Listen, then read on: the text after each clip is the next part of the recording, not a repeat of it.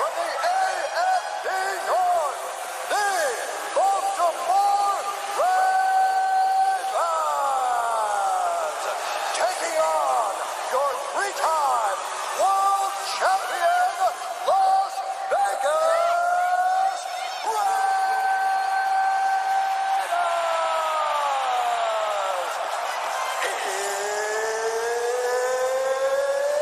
It's time! Welcome back, everyone. It's David. And with the new NFL season comes a new round of weekly overreactions, backed by popular demand. And week 1 is the best time for overreactions. Every fan base believes they're Super Bowl bound, hope springs eternal for the new rookies, and players that got paid handsomely have a chance to prove their worth. Or not. But let's dive into this week's action, and remember to give us a follow on social media. So let's start out with the opening game. Mike McCarthy has the smallest and the saddest sack in the league. Anyone who watched Hard Knocks knows how hung up McCarthy still is over that 2011 Super Bowl. Never seen anyone that obsessed with one ring since Smeagol. And because of that, he's still stuck in the past when it comes to his game management. Far too many people think that just because Dak Prescott is back, the Cowboys are the team to beat in the NFC East. And to be clear, he played phenomenal, which is a welcome sight after a gruesome injury last year and a training camp in which he barely threw a pass. But on the opposite end of that spectrum was Greg Zuerlein. By missing 2 field goals and an extra point, he left 7 points on the board and scapegoated himself as the reason why the Cowboys lost. But don't blame yourself, Greg. With the 4th and 6th outside the red zone, how do you trust the kicker who's missed 2 field goals over your quarterback that's thrown for 400 yards? Make it make sense. Anyone with the brain, too, knew that 90 seconds was more than enough time for Brady to march right down the field for a game-winning drive. The only acceptable scenario to go for the field goal is if Zuerlein had made his kicks. It would have been a 6-point game, and a field goal would have effectively sealed it for the Cowboys. Just like the NFC Championship game, the Buccaneers keep benefiting from teams that stupidly decide to kick a field goal instead of go for it on 4th down. And since McCarthy was notorious for making those types of decisions in Green Bay, the shit apple doesn't fall far from the shit tree. If the Cowboys keep losing winnable games like this because of McCarthy's poor calls, it won't be long before they themselves join the coaching carousel. We're already hearing Urban Meyer's name linked with USC, so that clearly didn't take long. Next up, this could be a historic wide receiver class. Everyone focused in on the first round QBs, who all got to play to some degree in week 1. But since 4 out of the 5 teams lost, let's shift focus to the rookie wideouts. Jamar Chase, Jalen Waddle, and Devonte Smith all scored and all picked up a W, and in the process proved to their respective fans why their team selected them. Starting with the Bengals, it was fair to question why they picked Chase over Penei Sewell, but it's not like they totally ignored their own line this offseason. And they likely wouldn't have made this pick unless Joe Burrow made clear that was who he wanted. And whatever your franchise quarterback wants, he gets. This 50-yard TD is getting all the attention, but he caught 5 of the 7 targets Burrow threw his way. Clearly, that chemistry they had on display at LSU never left. This is why drafting a QB and receiver from the same team is such a popular fantasy football strategy. With the Dolphins, Waddle and Tua were in sync, again carrying over the same chemistry from their time together at Alabama. The touchdown that Waddle scored held up as a game winner, and it was wonderful to see Tua react to it the way that he did. And the Dolphins are going on top. It was far different from Mac Jones' reaction after his first score. Not that there's anything wrong with that. Belichick clearly picked Jones and anointed him the week 1 starter because he's basically his mini-me. Meanwhile, the Eagles got off to a roaring start in week 1.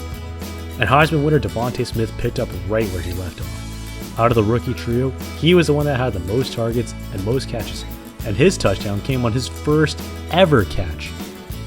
Sure, the Falcons have a lot of defensive problems, but Smith is absolutely capable of putting up numbers like this consistently. Plus, this was a very encouraging start for Hurts, who's out to prove many of his doubters wrong this season. Now, the big question here is, could this be the best wide receiver class since 2014, which produced Mike Evans, Odell Beckham, Devontae Adams, Allen Robinson, and Jarvis Landry? There's still a lot of season to go, but that could very well be the case. That said, there was one team that clearly benefited from going with offensive line in the first round. If there's one thing that the Chargers have become insanely good at, it's finding value in the draft. Joey Bosa, Derwin James, Justin Herbert, and now they've made off like bandits with Rashawn Slater. For draft geeks, his matchup versus Chase Young in week 1 was must-see TV. And Slater sure held up his side of the bargain. Against Washington's fearsome front seven, he looked like a 10-year veteran. And he and Herbert also have the same sort of chemistry that we see from former college teammates. This my baby. And ain't nobody finna touch him. That was beautiful. On the opposite end, Taylor Lewan is into his 8th season and has made a name for himself as one of the most accomplished O-linemen in the league. But Chandler Jones stole his lunch money, kicked him to the curb, then spit on him for good measure. Credit to Lewan for owning up to it afterwards, but it speaks volumes about Slater's performance that he looked as dominant as he did in the same week that a perennial Pro Bowler got tossed around. Slater may soon have his own welcome to the NFL moment, but for now, let's enjoy this while it lasts. The Chargers now have 4 foundational pieces to build around. Up next, all those jokes everyone made about the NFC East last year, it's time to start directing them towards the NFC North. Sure, everyone's talking about and dunking on the Packers, but they all lost, and all to varying degrees of embarrassment. However, the other 3 teams had a silver lining in their performances. The Vikings lost, but Dalvin Cook looked like his dominant self. The Bears lost, but Justin Fields scored his first TD, and Andy Dalton stiff-armed Aaron Donald. No, seriously, he did. The tape don't lie. The Lions lost, but had a chance to tie it after being down 38-10. What sort of positives can we take from the Packers' performance, other than that it's mercifully over? It's clear now that Tom Brady has broken the Packers. Not only can they not beat the Buccaneers, they can't beat anything related to the Buccaneers, including their former QB. How are you going to let Jameis Winston torch you for 5 touchdowns and no interceptions? Interceptions are his bread and butter. You really lost to this guy. How did the defense in the running game give overall shape to the way this played out, Jameis? Well, I just think we were prepared. You know, one thing my trainer, he told me, he said, what did he say? He just told us to be prepared. Okay, that's enough clowning, Winston. He was amazing and deserves his flowers. And besides, it's not like the Packers can say the same thing. Because this stat blew my mind. Aaron Rodgers would have had a better passer rating if he threw every single pass into the dirt. That is unheard of. After an entire offseason spent sowing drama and discontent, as well as non-stop pouting, we absolutely get to do this to him. How can Rodgers and Adams act like this is their last dance, as if they've come anywhere close to accomplishing what the Jordan Bulls did? Adams wasn't even a part of that one Super Bowl title that Rodgers won either. While it wouldn't shock me if this ends up being just a minor blip on the Packers' radar and Rodgers gets back to playing like his old self, it also wouldn't shock me if this is the beginning of a long rebuild. And if that's the case, we're almost certainly going to be looking at another 7-win playoff team. The NFC Nope? Sure, let's call them that for the rest of the season. Unfortunately, that nickname doesn't quite roll off the tongue as well as NFC Least did. And finally, it's official. Josh Allen is a bust again. Look, as a Bills fan, it brings me no pleasure whatsoever to deliver this news.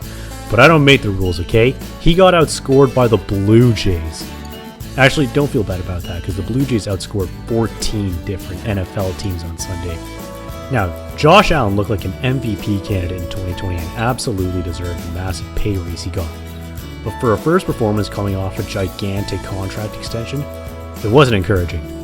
It was more in line with what we saw from him in his prior 2 seasons, when there were a lot of questions raised about his accuracy. Yes, the Steelers' defense is legit, and the blocked punt that held up as the game winner is obviously not on him. But when you're making $43 million a year, you're either an MVP candidate or a bust. No in between. All kidding aside, all this loss means is that the AFC East race will be a lot tighter than we all thought at the start of the season. There's still a lot that the Bills did well, particularly on the defensive line. Everyone was really excited to see what Najee Harris was going to do, but they did a great job of keeping him in check. But with the Miami Dolphins living in Week 2, this could already prove to be a crucial matchup in determining the hierarchy of the AFC East. It may not be a must-win for the Bills, but it definitely is a please win.